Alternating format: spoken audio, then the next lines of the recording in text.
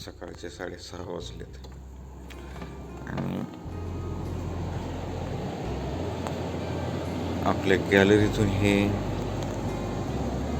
सकाळचं मनमोहक दृश्य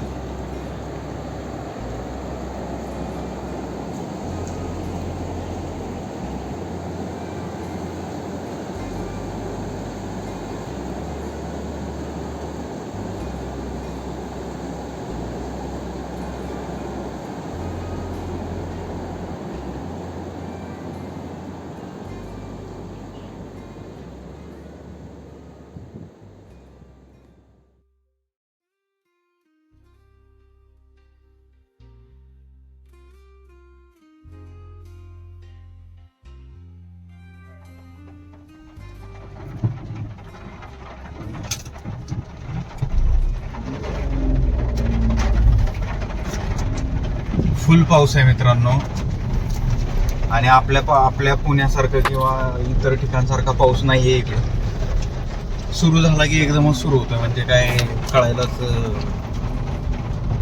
मार्गच सापडत नाही की हा पाऊस सुरू झालाय आणि आता थोडा थोडा वाढणार आहे. सुरू झाला की एकदमच धो सुरू होते.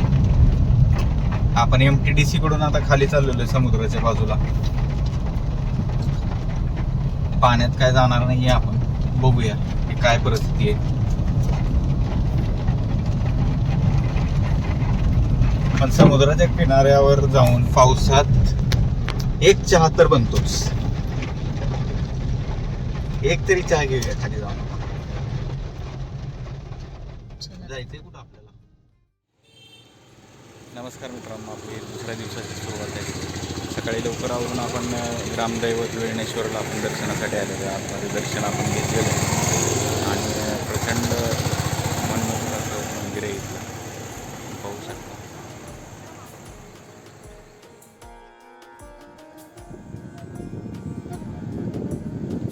हे श्री देव वेळणेश्वर व श्री देव कालभैरव देवस्थान संस्थान वेळणेश्वराचं हे ग्रामदैवत आहे.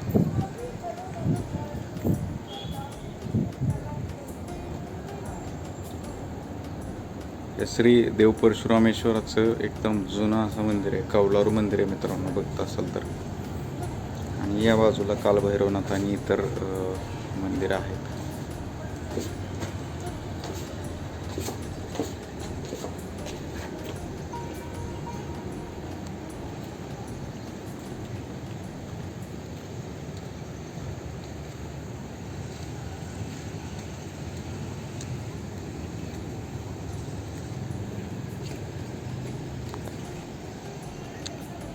बरोबर समुद्रकिनाऱ्याच्या काठावर वसलेलं हे मंदिर आहे.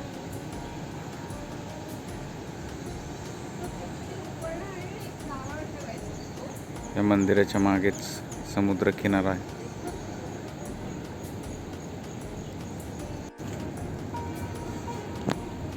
वेळणेश्वराकडून आपण जाणार आहोत आता हेदवीला. आता हेदवीच्या गणपतीचं दर्शन घेणार आहोत आपण.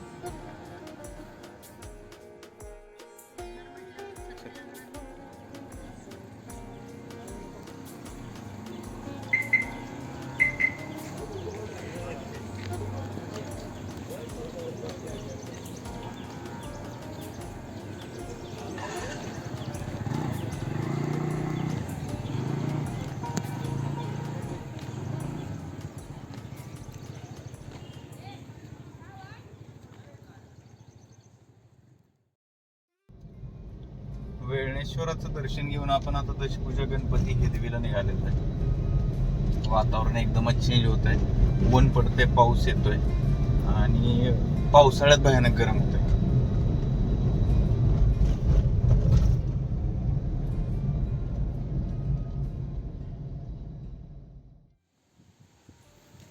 हे श्री दशभुजा गणपती मंदिर पेशवेकालीन आहे आणि पेशव्यांच्या नंतर, पेशव्यांनी बांधल्यानंतर एकदा याचं जीर्णोद्धार झाला. आपण आलेलो होते हे देवीच्या दशभुजा गणपती मंदिराला. दर्शन झालेलं आहे. आतमध्ये कॅमेरा अलाउड नसल्यामुळं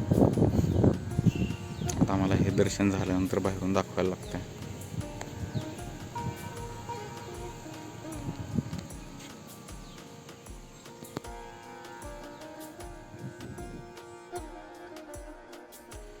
दशभुजा गणपती मंदिराच्या इकडं आपल्याला ही झाड दिसलेलं आहे या फुलांचं. आणि याचं वैशिष्ट्य काय आहे की याला या बाजूने आतल्या साईडला पाहिलं तर तुम्हाला छोटंसं असं दिसत असेल, याला महादेवाची पिंड म्हणतात. आणि हे वरती असं नागाचं आकाराचं जे आहे अशा पद्धतीचं आहे ते. याला तुमच्याकडं काय म्हणतात हे मला कमेंटमध्ये नक्की सांगा.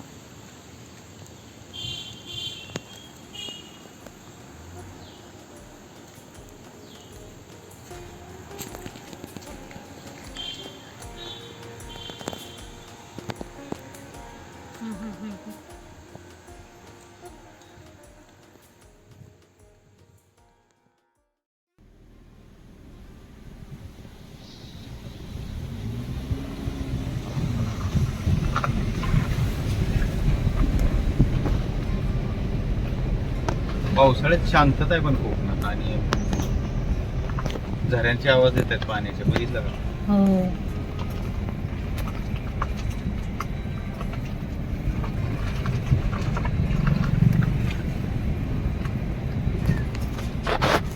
घरांची रचना खूपच छान आहे.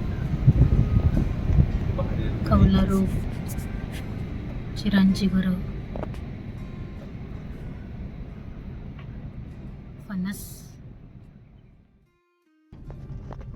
हेदवी गणपतीचं आपण दर्शन घेऊन आपण बामणगडला निघालेलो आहे. आपल्याला काल सांगण्यात आलंय की इकडे बामणगडला तुम्ही पावसाळ्यात जाऊ नका, कारण तिकडे निसरडे दगड आहेत, गुळगुळीत झालेले असतात पावसाने, आणि लाटा जोरात आहेत. मंदिराच्या पाठीमागं जाऊन गाडी पार्क करून आपल्याला चालत जायला लागणार आहे. थोडंसं स्थानिक नागरिकांना विचारल्यानंतर त्यांनी सांगितले आपल्याला. बघूया, आपण पहिल्यांदा जातो. लास्ट टाइम ज्यावेळी आपण इकडे आलतो त्यावेळेस आपण बामणगडीकडे आलोय नव्हतो बघण्यासाठी, पण आता आपण निघालोय. गर्दी पण नाहीये तशी आज. इकडं पार्किंग आणि मंदिर आहे.